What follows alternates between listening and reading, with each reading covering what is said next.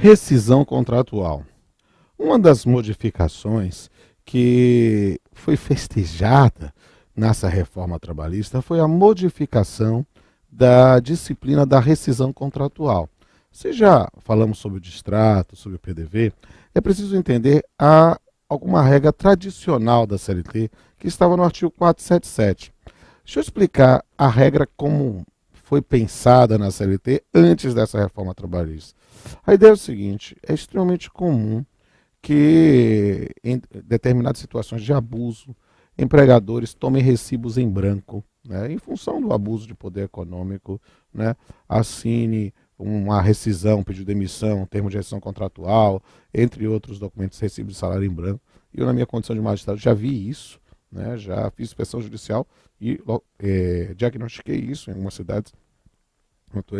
E o sistema trabalhista, ele tinha uma regra, né, que era uma regra muito interessante, que era para dar validade à quitação, à manifestação do empregado, né, que exigia a anuência. Se o empregado tivesse mais de um ano de tempo de serviço, né, exigia que isso fosse homologado pelo sindicato da categoria ou pelo Ministério do Trabalho e Emprego, na sua ausência, Ministério Público, Defensoria Pública, até Juiz de Paz, né?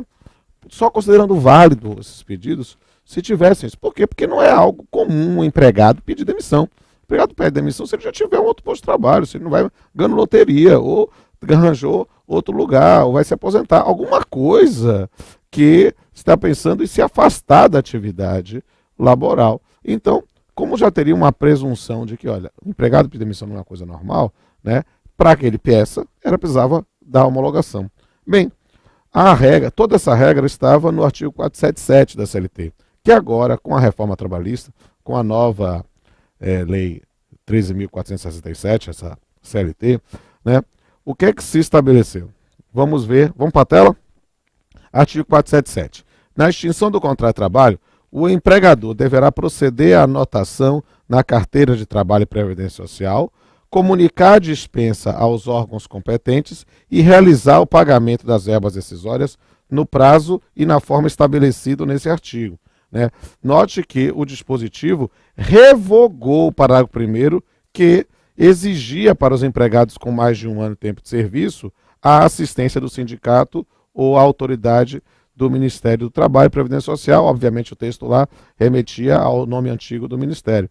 Só que essa revogação revogou no principal e no acessório também. Olha só o parágrafo 3º, que dizia que quando não existia localidade, acabou tudo.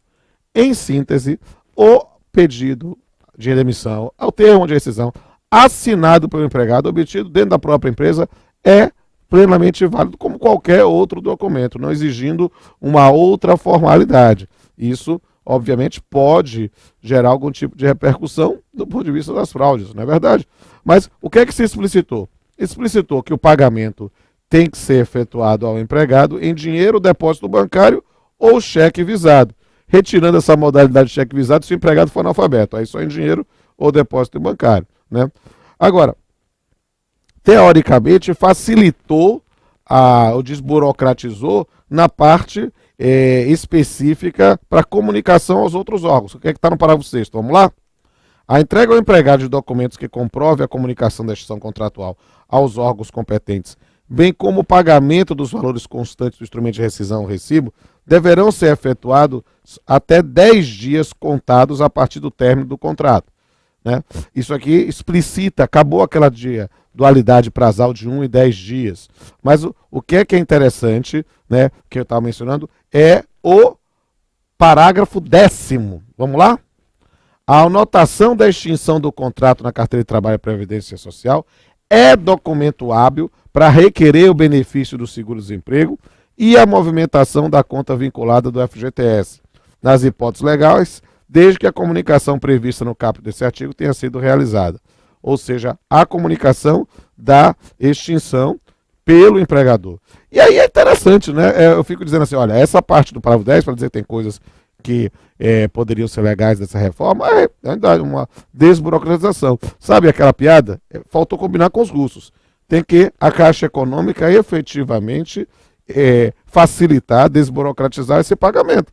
Porque eu digo com absoluta liberdade, hoje na condição de juiz, às vezes os empregados vão lá para pedir um alvará, porque a Caixa cria tantos obstáculos para a liberação, é claro, que ela está verificando no patrimônio, evitar fraudes, coisas, mas cria tanta dificuldade, eu faço. Eu digo com absoluta liberdade, até na condição de empregador doméstico. Quando eu despedi minha empregada, né, para ela receber o FGTS, o seguro-desemprego, foi uma burocracia tão grande. E espero que esse parágrafo terceiro, o 10º, seja observado lá para a Caixa, né? Essa é uma situação que é interessante. Um dado, assim, que talvez mereça uma reflexão crítica, é o fato de que foi revogado o outrora parágrafo 7º do artigo 477, que dizia que o ato da rescisão, o ato da assistência à rescisão, seria sem ônus para o trabalhador e empregador. Como não é obrigado mais assistência, né? Como não é mais obrigado assistência, né? Faz sentido a revogação. Mas a pergunta que não quer calar é: será que para aquela quitação, que a gente já falou em pílula anterior, será que para aquela quitação, né, se a gente começa na quitação anual, o sindicato pode cobrar alguma coisa? Né, porque não foi estabelecido essa cláusula de obrigatoriedade de ônus.